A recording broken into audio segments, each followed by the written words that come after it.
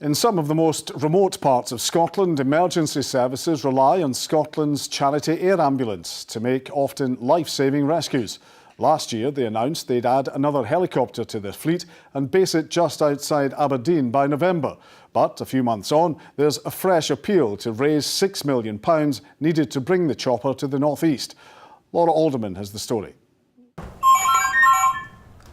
Heading 976, Darren speaking. Once the call comes in, every second counts for these air ambulance paramedics.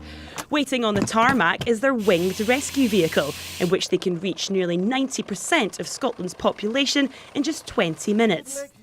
And to make all of this work, the charity relies solely on public donations. And if they want to double the size of their fleet and make a base for one of these in the North East, they'll have to fundraise £6 million by the end of the year.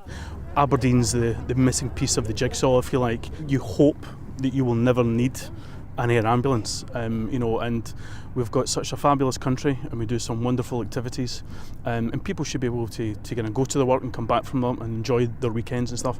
But accidents do occur, and such as the remote and ruralness of Scotland, that is where an air ambulance kind of comes into its own.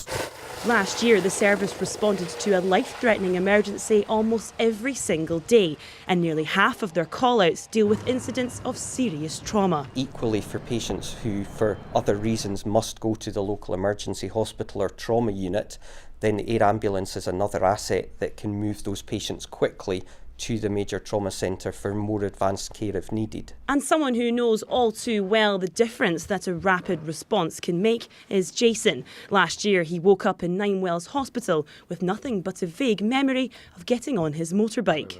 Myself and a pal decided to take a motorcycle ride up to Anstruther to go and get a bit of fish and chips. And on the way, just outside Dromaldry, I had a head-on collision with a car. Had it not have been for Scottish Charity Ambulance, I don't believe I would be here. In fact, they were under the impression that I would maybe not make it, but I have. With demand for their services rising year on year, there's a continuous call for public fundraising in order to get this life-saving service off the ground. Laura Alderman, STV News.